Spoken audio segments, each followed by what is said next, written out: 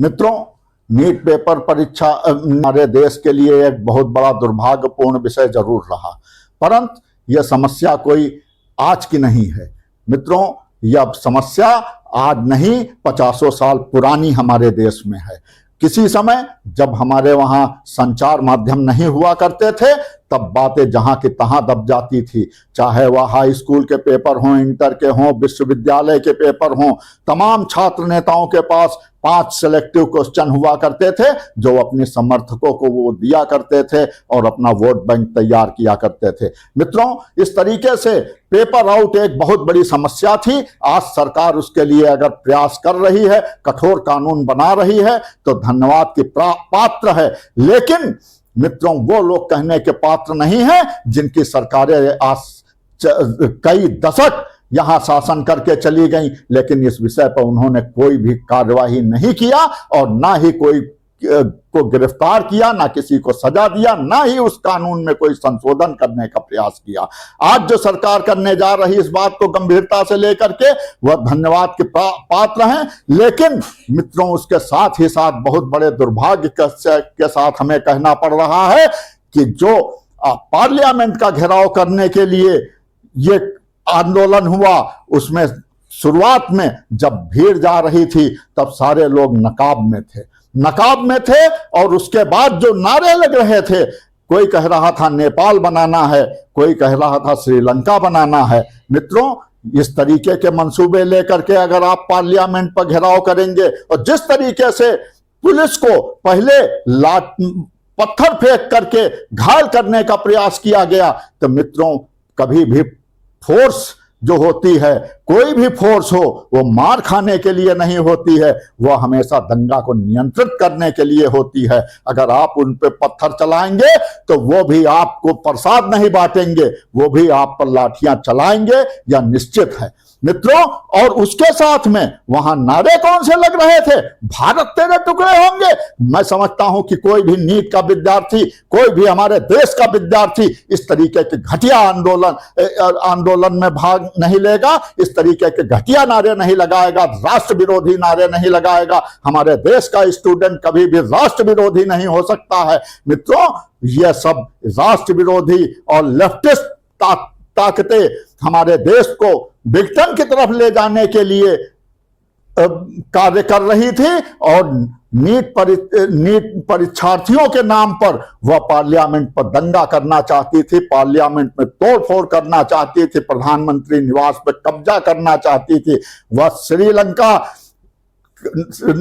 बांग्लादेश और नेपाल की पुनरावृत्ति करना चाहती थी। मित्रों, इस तरीके की ताकतों के खिलाफ सख्त से सख्त कार्रवाई होनी चाहिए, परंतु आज बड़े दुर्भाग्य से हमें कहना पड़ रहा है कि सरकार ने ऐसी ताकतों के विरुद्ध, अगर वहां पर धोखे में आकर के हमारे देश के कुछ छात्र जो 10-5% वहां पर वास्तविक छात्र थे, वो अगर फंसे तो उनको अगर पकड़ लिया गया तो उनके वास्तव में मुकदमे वापस होने चाहिए, क्योंकि वह गुनाहगार नहीं है। वह अपनी पीड़ा लेकर के आए थे, अपनी लड़ाई लड़ने आए थे, ना कि वो कोई अराजकता करने आए थे। वह अपनी मांग लेकर के आए थे।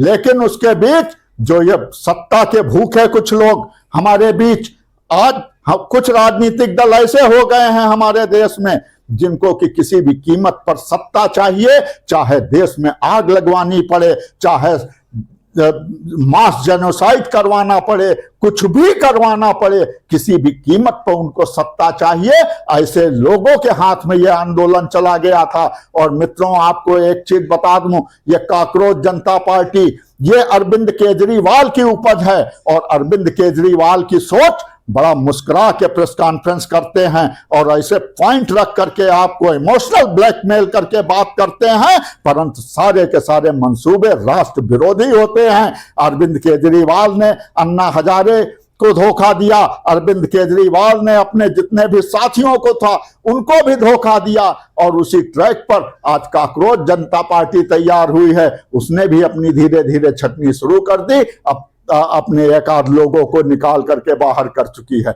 मित्रों, आज जरूरत इस चीज की है कि छात्रों के मुकदमे वापस किए जाएं, लेकिन ये जो राष्ट्र विरोधी ताकतें उसमें घुस गई थी, वो अगर पकड़े गए हैं तो उनके मुकदमे वापस नहीं होने चाहिए, अन्यथा ये माना जाएगा कि सरकार राष्ट्र विरोधी ताकतों के सामने घुटने टेक चुकी है, और ये राष्ट्र विरोधी ताकतों के हमेशा हौसले बुलंद होंगे और ये कल इससे भी बड़ी घटना करने के लिए उतारू रहेंगे। मित्रों, इसी कांग्रेस को यह सोचना चाहिए, साधुओं ने इंदिरा गांधी के कार्यकाल में शांतिपूर्वक पार्लियामेंट पर धरना दिया था, और उस धरने का, जिसमें साधु संत तो गाली गलौज और मारपीट और ईटा पत्थर नहीं चलाए थे, लेकिन उन पर मित्रों कांग्रेस ने, जो आज बहुत बड़े कांग्रेस के नेता भाषण दे रहे थे, इसी कांग्रेस ने साधुओं पर गोलियां चलाई थी और गोपाष्टमी के दिन गोली चलाई थी, और साधुओं के ही अभिशाप इंदिरा गांधी की मृत्यु थी। गोपाष्टमी के दिन ही इंदिरा गांधी की भी मृत्यु हुई थी। मित्रों, करपात्री जी का वो अभिशाप था। मित्रों, इन सब चीजों को लेकर के आज सरकार को उन आतंकियों के सामने घुटने नहीं टेकने चाहिए, उन पर बराबर कार्यवाही करनी चाहिए। छात्रों के हित में सारे कार्य होने चाहिए, छात्रों की मांगे मानी जानी चाहिए, छात्रों को सारी सुविधाएं मिलनी चाहिए। और मित्रों, तिलक तराजू और तलवार इनको मारो जूते चार के नारे लग रहे थे। तिलक तराजू और तलवार, अरे शर्म करनी चाहिए उन लोगों को। तिलक तराजू और तलवार 90-95% की मेरिट पर आकर के कोई पद हासिल करते हैं, तुम्हारी तरह माइनस की भीख पर नहीं पद हासिल करते हैं। और इन माइनस की भीख वाले तिलक तराजू तलवार इनको मारो जूते चार कहेंगे? इसके लिए सरकार को सोचना चाहिए। अगर जात सूचक पे आपने नियम बनाया है कि उनके लिए कहना अपराध है, तो फिर तिलक तराजू तलवार इनको मारो जूते चार भी इनको कहने का कोई वो अधिकार नहीं है। अगर ऐसा कहते हैं तो फिर इनके लिए भी आवश्यक कार्यवाही होनी चाहिए। और यह कैसा आंदोलन था, यह कैसी मनोवृत्ति है कि जो लोग इनके हक मार करके और माइनस के मेरिट पर आकर के सेलेक्ट होते हैं, वह उच्च मेरिट, अरे आज तिलक तराजू तलवार के ही योग्यता से देश चल रहा है। जय हिंद, जय भारत, वंदे मातरम।